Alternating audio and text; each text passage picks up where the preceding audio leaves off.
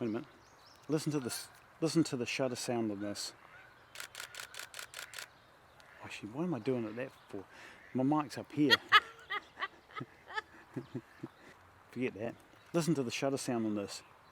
I got my mic up here. Isn't that a good sound? I kind of miss that from DSLRs. Welcome to another video, guys. Now, today I have a Nikon D7200 and a Tamron 60mm f2 macro lens. Now, this is not going to be a review as such on either of these, because I've only got it out this on loan for a week. So I want to thank the staff at Photo and Video International in Merivale, Christchurch, for the loan of this camera and the lens for me to do a video for you guys on macro photography with a DSLR. So that's what we're going to do today. We're just going to do some macro photography.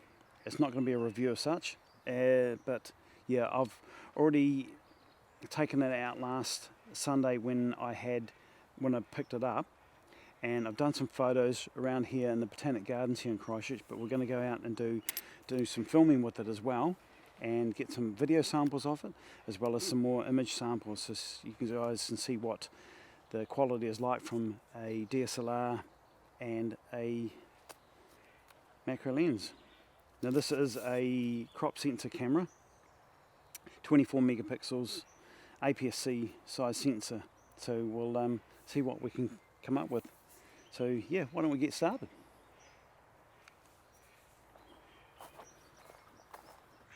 So I've got some of these leaves with the little yellow spots on them. I don't know if you can see that here, but we'll have a look at that in a minute.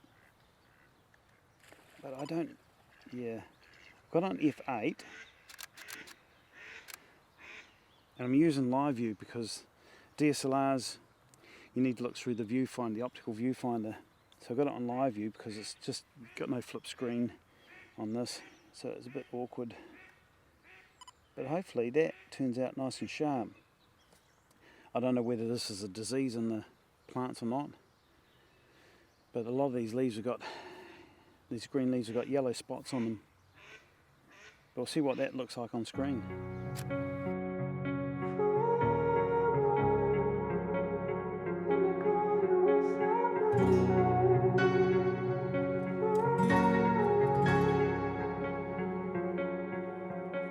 You turn toward me and look so weak. I've never seen you with such tired eyes. And everything we said we'd be, we just traded for a suit coat and a tie. This time we got out. From underneath the rows of trees, I will see you where the ocean meets the sky.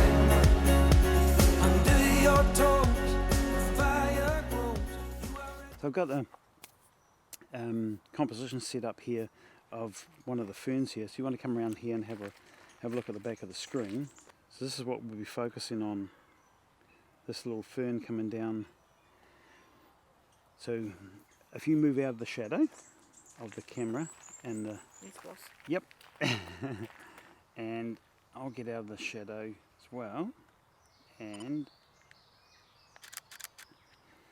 that's at f2.8. Now I'll also change the aperture to, let's go 5.6 to get a bit more depth of field. Get my arm out of the shadow. Now I'm taking multiple exposures to try and get one sharp shot, because from experience from last week, some of the handheld shots weren't all sharp. Out of a total of, I think, about 250, 300 shots I took, I deleted probably about 100 of them, probably not quite that, but these were all handheld last week, save for a few that I put on the tripod. But we'll try and get some nice sharp shots and on the tripod as well. And it is on auto ISO as well, because we're in the like forest canopy here, so it's a bit dim, but yeah, this is at ISO 5000, this image of the little fern, so we'll see how that turns out. So using this for a couple of days, the handling of it, I did say before it's not going to be a proper review, but I just want to touch on a few points. The handling of these DSLRs, they're a lot more chunkier than like the mirrorless cameras that we're used to. So going back to a DSLR, I do find that it fits my hand a little better. The mirrorless cameras, though they have their advantages, they are generally a lot slimmer this way, and the grip is normally a lot smaller. But in saying that, I still do prefer a mirrorless camera. The smaller the grip, and as I'm aging, my hands are getting arthritis, so I'm finding holding on to this type of camera, walking around with it, I do find it harder on my hands now than I ever used to. When, you know, like 20 years ago, it didn't bother me. Big camera, big lens, not a problem. But no, so far from the images I've seen from last week's small little photo shoot that I did, the images look quite good, except for, like I said, the few that, or more than a few, that were out of focus, and that's just purely because there's no in-body image stabilization in the camera, there's no image stabilizer in the lens. It's just a basic macro from Tamron, 60mm f2. One good thing, it is made in Japan, these Tamron lenses. But one thing I've found with some of the images in high contrast areas, you do get a bit of chromatic aberration. Now, I did do a small little video clip with some spider webs. They were backlit, there's dewdrops on it, and you can see the purple fringing, and I'll put that up on screen now. And you can see the purple fringing in the right hand side of that spider web. Same with some of the still images I took with it, with the spider webs. You do get a lot of chromatic aberration, which in photos you can correct, but in video, yeah, I don't know. I've never tried to correct chromatic aberration in video, and I don't know whether it's possible to do it. So that's one of the downsides of this particular lens. The chromatic aberration is not very well controlled. But other than that, I do like the images coming out of this. They seem to be plenty sharp enough. The camera itself, it handles pretty well. It's set on high, continuous high, so I get at least one good sharp shot out of a series of 2 or 3, 4 images that I shoot. And it is a bit of a novelty going back to a optical viewfinder and turn it off and still look through the camera, through the lens, whereas with a modern mirrorless camera you can't, you have to turn it on to see through. Another downside I don't like of these old DSLRs is that the screen is fixed. You can't tilt it up or down or anything. So getting really low shots, it's really difficult.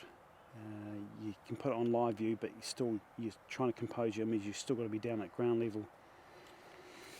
But yeah, overall it's been interesting going back to a DSLR and shooting with that for a week or so. So yeah, we'll carry on. Underneath the rows of trees, I will see you where the ocean meets the sky. Under your toes, the fire grows. You are ready for a different kind of life. You're silent, bold, the wind is cold. You must return to the wild. You're silent, bold, the wind is cold. You must return to the wild.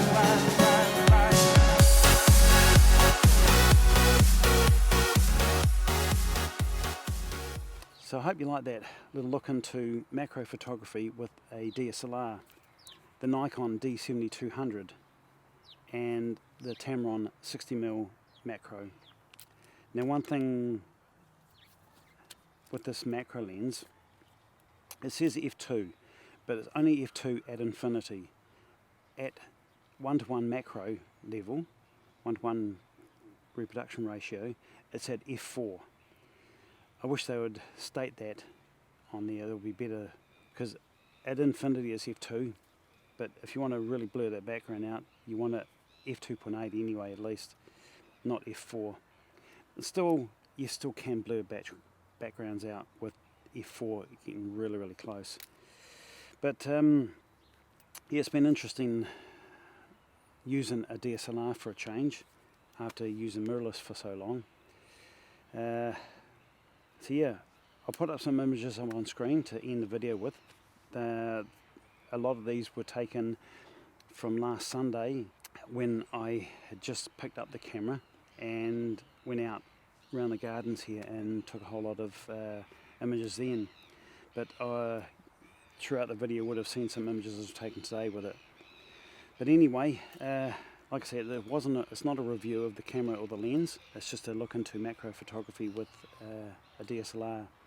Now there will be some more macro videos coming up in future with different setups, so I hope you click that subscribe button, hit on the notification bell so you get notified when I post new videos. So with that, thank you all for watching, and we'll see you again on the next one. You must return to the wild, wild, wild.